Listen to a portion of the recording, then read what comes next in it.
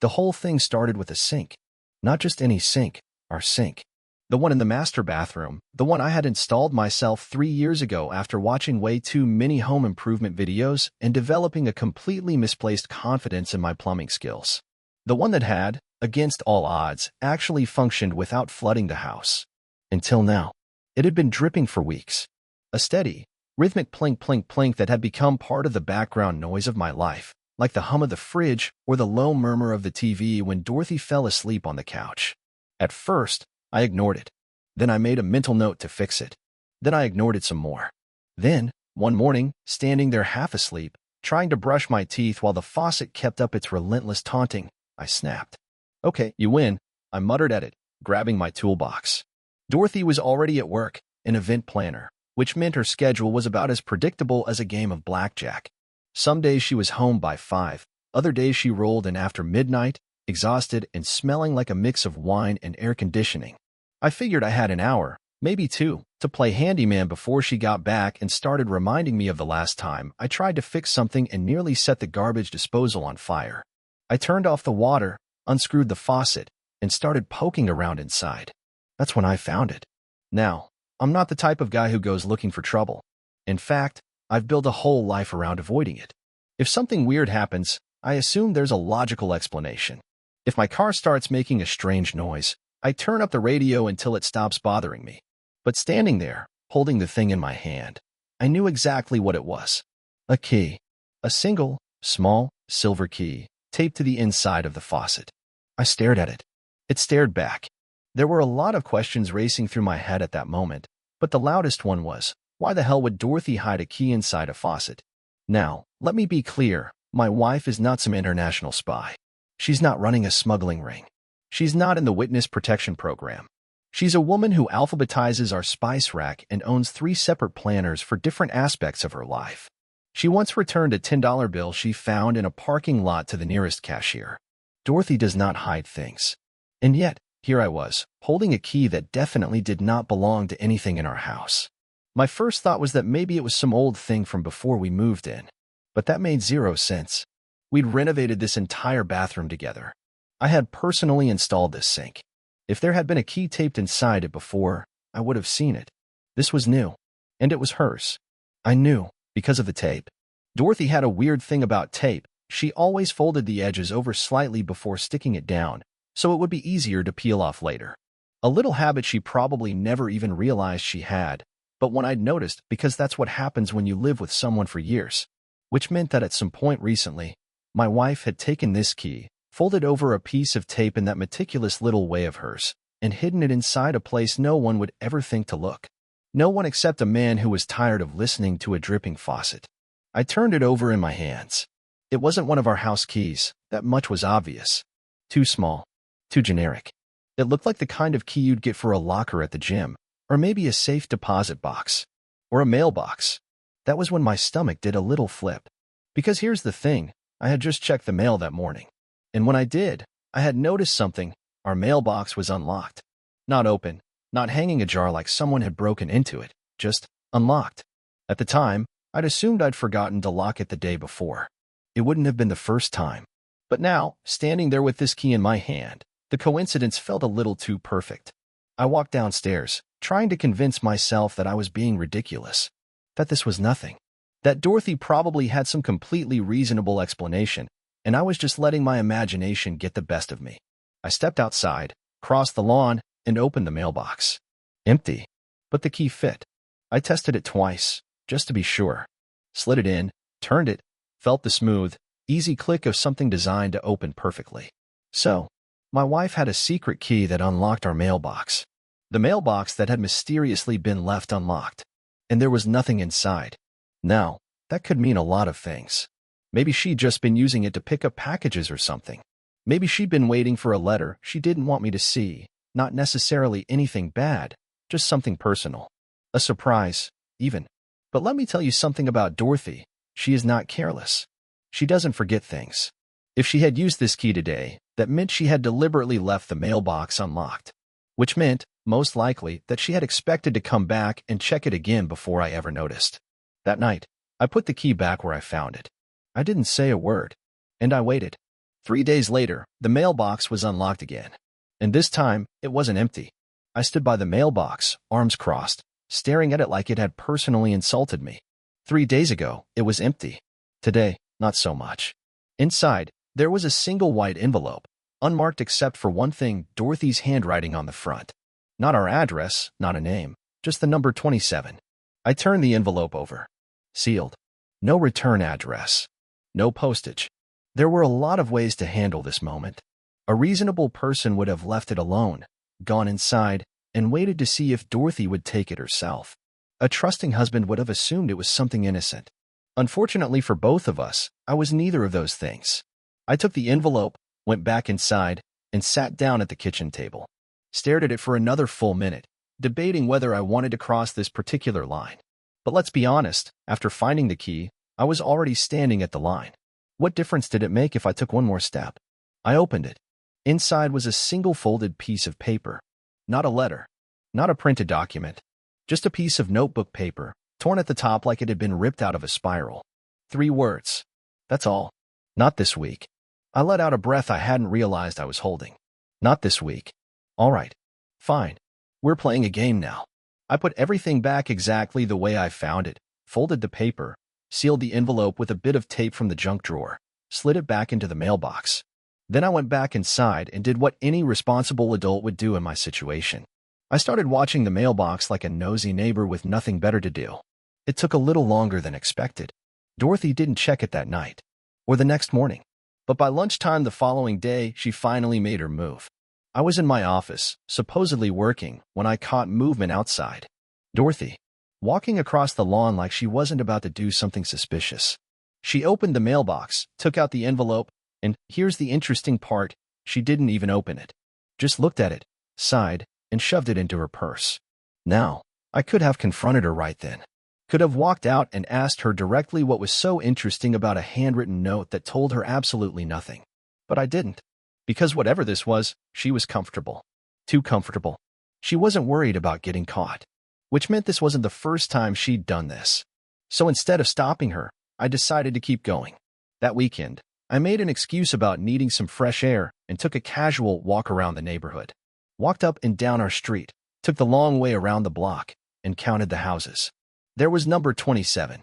Now, I'm not saying I live in some kind of puzzle box mystery town where half the houses are actually an illusion, but last time I checked, numbers tend to go in order.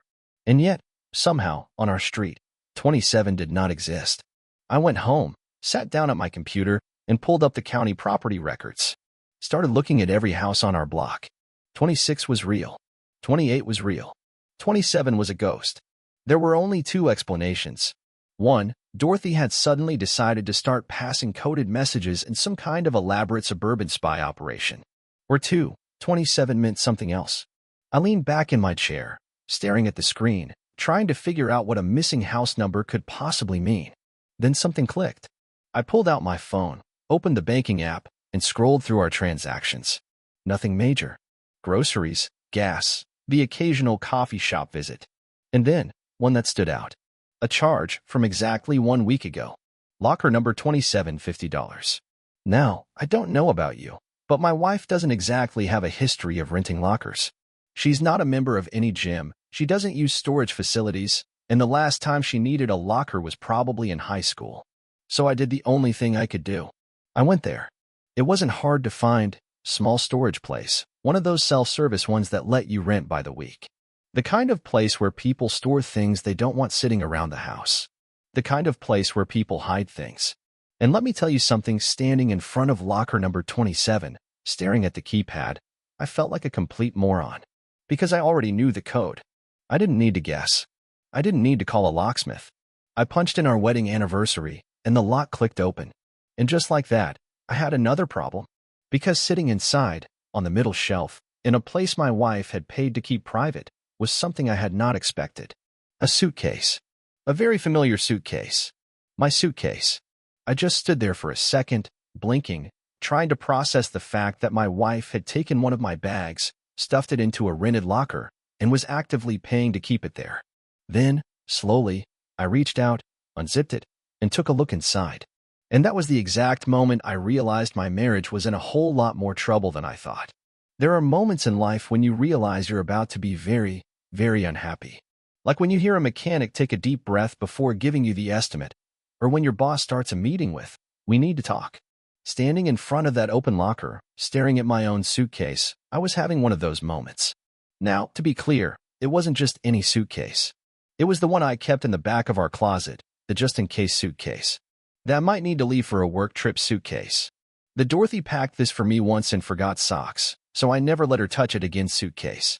And yet, here it was, sitting inside a rented locker, like it had run away from home and was waiting for me to come pick it up. I unzipped it. Inside, neatly packed, was a collection of my clothes. Jeans, a couple of shirts, my second favorite hoodie, socks, which I was relieved to see were actually included this time, and even a pair of my sneakers. Folded on top was one of my baseball caps, the one Dorothy always said made me look like I was trying too hard to be casual. Then came the real kicker. My passport, tucked right into the front pocket, along with a small stack of cash. Not a ridiculous amount, but enough to make a point. Now, let's take a step back for a second. I am not a fool. I do not think my wife has suddenly developed an interest in extreme organization and decided to store my backup travel gear in a rented locker for fun. This was not about storage. This was not about convenience. This was not some weird attempt at decluttering. This was a bag meant for me to find. And the fact that Dorothy had put it here, rented a locker, placed my stuff inside, and attached it to some cryptic mailbox message meant that my wife was either running an experiment to see how long it would take me to completely lose my mind, planning something very specific that required me to be prepared for a quick exit. I was leaning toward option 2. I closed the suitcase and took a step back, stared at it, stared at the locker, stared at the ridiculous situation I had somehow walked into. Then I did what any rational, emotionally stable husband would do. I left it exactly where I found it, shut the locker, locked it, and walked out like none of this had happened. Because if my wife was playing a game, I wanted to know exactly what the rules were before I made my next move. That night, I kept my mouth shut. Ate dinner with Dorothy, nodded along to her stories about work, listened to her complain about some client who wanted last-minute changes to an event. Normal stuff. And then, as we were getting ready for bed, she said something that nearly made me choke on my toothpaste. "Oh, by the way," she said casually, pulling on her pajama top, "I might have to leave town next weekend. Last-minute work thing. Not sure yet." I wiped my mouth with a towel, trying to act just as casual. "Oh yeah. One of my clients might need me to fly out for a day or two." "Where to?" She shrugged, like it didn't matter. "I'll let you know when it's confirmed." That was a lie. I knew it. She knew it. And she knew I knew it. And that's when I realized something very, very important. Dorothy thought she was smarter than me. Which, okay, to be fair, she usually was. She was better at details, better at planning, better at remembering things like appointment times and when bills were due. But this was different. This wasn't about memory or organization. This was a game. And the thing about games is, if someone thinks they've already won, they start getting sloppy. So I smiled, nodded, and acted like I believed every word she was saying. And then I waited. A week later, she left for her work trip, and I followed her. That's how I ended up sitting in my car, 3 blocks away from a hotel I had never heard of, watching my wife check in at the front desk with a level of casual ease that suggested she had done this before. She wasn't nervous. She wasn't looking over her shoulder. She wasn't hesitating. She was too comfortable. Which meant I was right. Dorothy wasn't going anywhere for work. Dorothy was standing at the hotel check-in desk, tapping her fingers on the counter like she was waiting for a coffee instead of collecting the key to a room she shouldn't have needed. I watched from my car, feeling that strange mix of irritation and curiosity that happens when you realize your spouse has an entire side of their life they apparently forgot to mention. She didn't hesitate, didn't fumble for excuses, didn't check her phone nervously. She knew exactly what she was doing, and I was going to find out exactly what that was. I gave it a few minutes after she got her key, just to make sure she didn't come back out. Then I got out of my car and walked straight into the hotel like I had my own business to take care of. The guy at the front desk barely looked up from his computer. "Checking in." "Nope. Just need to know which room my wife just got a key for." That got his attention. His fingers stopped typing. I can't give out that information, sir." I leaned on the counter. "Sure you can. You're just choosing not to." He blinked at me, clearly regretting every life decision that had led him to this moment. "Even if she's your wife, I can't." "All right. I said, straightening up. No problem. I'll just start knocking on doors until I find her. Sir. Or, I said, already turning toward the hallway, I could just start yelling her name. I mean, what's more disruptive? You telling me the room number? Or me giving the entire hotel a dramatic live performance? The guy hesitated. I waited. Then, with the deep, exhausted sigh of someone who has paid far too little for this nonsense, he glanced at the computer screen. 4th floor. Room 412. I gave him a nod of appreciation and headed for the elevator. When I got to the 4th floor, I didn't rush. Didn't storm down the hallway like some dramatic husband catching his wife in the act. No, I took my time. Counted the doors as I passed. Listened. The closer I got to 412, the more I expected to hear something. Voices. Laughter. Anything. But it was quiet. I stopped in front of the door. Looked at it for a second. Then I knocked. A pause. Then, finally, footsteps. The door opened just enough for Dorothy's face to appear. And let me tell you, I have never seen someone go from mildly curious to full-blown panic so fast in my life. Her eyes went wide. Ryan. Hey, honey. I smiled. Nice place. She didn't move. Didn't say anything for a second. Then, instead of opening the door further, she stepped out into the hallway and pulled it shut behind her, which meant she didn't want me to see inside. Interesting. What are you doing here? She asked, voice just a little too forced, a little too controlled. I could ask you the same thing. She crossed her arms. I told you, work thing. I nodded. Right. The big, important work thing that required a hotel room under your personal credit card instead of the company's. The work thing that somehow involved a locker rental and a cryptic mailbox message. That work thing. Her mouth opened, then closed again. She was trying to figure out how much I knew, which meant she was hiding something. I leaned against the wall, keeping my voice casual. So, who's inside? She flinched. It was quick, barely there, but I caught it. Nobody. She squared her shoulders. Ryan, you're being ridiculous. And you're being really bad at lying. Go home. Open the door. No. I shrugged. All right. Then I knocked again, loud enough to get the attention of anyone inside. Dorothy grabbed my wrist. Ryan, stop. I pulled my hand back. Why? Something in there you don't want me to see. Her jaw tightened. This isn't funny. I'm not laughing. We stood there for a few seconds, locked in a silent stare down. Then, finally, she let out a slow breath. You're acting crazy, she said, voice softer now, like she was trying to calm me down. Let's just go home and talk. Oh, we're gonna talk. But I'd rather do it after I see what's inside that room. Ryan. I stepped past her and reached for the handle. She blocked me. Actually physically stepped in my way, planting herself in front of the door like she thought she could hold me off with sheer force of will. Which meant one thing. Something or someone was in there. And she was not ready for me to find out who. So, naturally, I did the only reasonable thing. I pulled out my phone, opened the camera, and pointed it right at her. What are you doing? She demanded. I tapped the screen, just recording a little moment for the future. You know, for when we look back and laugh about this one day. Ryan. Say hi. She reached for the phone, but I stepped back. So, here we are, I said, keeping my voice light. Dorothy, my lovely wife, is standing in front of a hotel room she refuses to let me into. I'm just going to go ahead and take a wild guess that she's not in there by herself. Her face was red now. Stop it. Then open the door. Silence. Then, finally, she exhaled, shoulders dropping. Fine. She turned, pulled out the keycard, and swiped it through the lock. The light turned green. The door clicked open. She stepped inside first, like she was trying to prepare herself. Then, without a word, she moved aside. And I walked in. And that's when I realized, whatever I had been expecting, I was completely wrong. Because standing in the middle of the room, looking just as uncomfortable as Dorothy, was a man I had never seen before. And next to him, sitting at the hotel desk with a laptop open, was another person. A woman. Also a stranger. Dorothy closed the door behind me. And then, in a voice that was way too calm for my liking, she said, Ryan, I can explain. And I almost laughed. Because this was about to be even worse than I thought. There are a lot of ways I had imagined this playing out. Most of them involved Dorothy looking guilty, some random guy standing around shirtless, and me having to deal with the kind of information no husband wants. What I had not expected was two fully dressed strangers in a hotel room, looking at me like I had just interrupted a business meeting.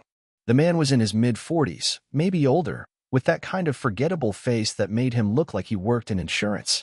The woman was younger, probably late 20s, wearing glasses and sitting behind a laptop like she was the designated note-taker for whatever secret nonsense was happening here. Dorothy, meanwhile, was still standing by the door, arms crossed, watching me like I was the problem in this situation. "Ryan," she said again, her voice slow and careful, like she was explaining something to a child. "This isn't what you think." That's a classic line, by the way. Always means the person saying it knows exactly what you're thinking and is about to try very hard to convince you otherwise. I looked at the two strangers. "All right, let's hear it." The man cleared his throat. Maybe we should." "No," I said, cutting him off immediately. "Whatever this is, I want to hear it from her." Dorothy let out a long breath. "Can we just sit down?" "Nope." She glanced at the man, then back at me. "Fine," she said, rubbing her forehead. "Ryan, this is Daniel." Daniel gave me an awkward little nod, which I ignored. "And this," she continued, nodding toward the woman, "is Claire." Claire didn't nod. She just looked at me like she had already taken notes on my psychological profile and found it lacking. I waited. "And?" Dorothy hesitated. Then, finally, she said, "They're private investigators." Now, here's the thing. I wasn't expecting that answer. At all. And for a split second, my brain actually paused to process it. Then I frowned. "Sorry, what?" Dorothy shifted uncomfortably. "They're investigating something." "No kidding." I looked at Daniel. "So, what? You hired them?" "Not exactly." I stared at her. "Who did?" Another hesitation. And then, finally, the truth slipped out. "Marcus." Oh. For those of you playing along at home, Marcus was Dorothy's ex. The one before me. The one who, if I remembered correctly, was not a fan of mine. I turned back to Daniel and Claire. "And let me guess, Marcus hired you to investigate me?" Neither of them answered, which was an answer in itself. I laughed. Actually laughed. "Okay," I said, shaking my head. "So, just so I understand, my wife's ex has been paying you two geniuses to dig up dirt on me, and Dorothy, instead of telling me, has been working with you?" Dorothy's arms tightened around herself. "It's not like that." "Really?" "Because it sure looks like that." She opened her mouth, closed it, and then let out a slow breath. "Marcus thinks you're hiding something." I raised an eyebrow. "And you agree?" She didn't answer. And just like that, everything clicked. The mailbox. The locker. The cryptic notes. She hadn't been hiding something from me. She had been trying to get me to expose myself. I turned to Daniel. "All right, genius. What exactly does Marcus think I'm hiding?" Daniel cleared his throat again, clearly wishing he was anywhere else. He believes you have a second bank account." I blinked. "That's it." Dorothy crossed her arms. "That's a big deal, Ryan." "No, it's really not." I looked at Daniel. "You mean, like a secret account? Offshore? Hidden assets?" "Not offshore," Daniel admitted. "Just an account your wife doesn't know about." I stared at him for a second. Then I turned back to Dorothy. "Are you seriously telling me that this entire production, the notes, the locker, the hotel room, was about a bank account?" She hesitated. And that was when I realized something else. She already knew it was real. She had already found it. I let out a long, slow breath. "Okay," I said, rubbing my temples. "First of all, I don't know what Marcus told you, but I am not running some kind of scam. I have a second account, yes, but it's not for anything shady." Dorothy narrowed her eyes. "Then what is it for?" I dropped my hand, looked at her, and then, very calmly, I said, "Divorce." The room went dead silent. Dorothy blinked. "Excuse me." I looked at Claire. "Since you're obviously keeping records, you might want to write this down." Then I turned back to Dorothy. "I opened that account 3 years ago." She shook her head, confused. "That doesn't." "Because 3 years ago," I continued, "I started noticing things. Little things. The way you looked at your phone and smiled at texts but never told me from who. The way you started working late more often but never seemed tired. The way you suddenly got interested in separate finances." Dorothy went pale. "Oh, you thought I didn't notice?" I asked. "That I wasn't paying attention?" "You were careful, sure. But you weren't careful enough." She took a step back. "Ryan." "So, I planned ahead," I said, voice still calm. "I set up an account. I started putting money aside. Because I knew, sooner or later, you were going to try and blindside me." She was shaking her head, but there was nothing to say. I gestured to the private investigators. And now, thanks to you, I've got 2 witnesses confirming that you were the one who tried to set me up. Daniel shifted uncomfortably. Claire was still typing. I turned back to Dorothy. So, congratulations, I said, clapping my hands together. You played yourself. Dorothy opened her mouth, then closed it again. She had nothing. I nodded. Great talk. Then I turned to Daniel and Claire. If you 2 need anything else, let me know. Otherwise, I think I'm done here. I walked past Dorothy, out of the hotel room, and straight to the front desk. Hey, I said to the guy behind the counter. If my wife calls, tell her I checked out. Then I walked out of the hotel, got into my car, and left, because I didn't need to follow her anymore. She had already led herself exactly where I wanted her. Dorothy tried to call me 6 times before I even got home. Then she switched to texting. We need to talk. Ryan, pick up. This is ridiculous. Please. Just answer. I didn't. I was busy. By the time I walked into our house, I had already set everything in motion. I had spent the drive home calling a lawyer, locking down my financial accounts, and making sure Dorothy wouldn't have access to a single cent of my money from here on out. And since she had so graciously provided me with 2 witnesses and a trail of her own deception, I wasn't just filing for divorce, I was going to make sure she walked away with nothing. I started packing. Not my things, hers. Dorothy wasn't going to get the satisfaction of leaving on her terms. She wasn't going to sit me down, fake some tears, and try to soften the blow. No, she had already made her choices. She just didn't expect to get caught making them. An hour later, she came through the front door, practically out of breath. She froze when she saw the suitcases stacked neatly by the door. What she started, but I cut her off. You're leaving. She blinked, still trying to catch up. Ryan, wait. Nope. I grabbed one of the bags and shoved it into her hands. I already called my lawyer. Papers will be drawn up by the end of the week. You'll be hearing from him soon. She looked at me like I had lost my mind. You're divorcing me over this? I stared at her. You hired private investigators. You lied. You tried to set me up for something that doesn't even exist. And you have the nerve to act shocked? She shook her head, trying to regain control of the situation. You're overreacting. I made a mistake. But you had a secret bank account, Ryan. What was I supposed to think? I let out a sharp laugh.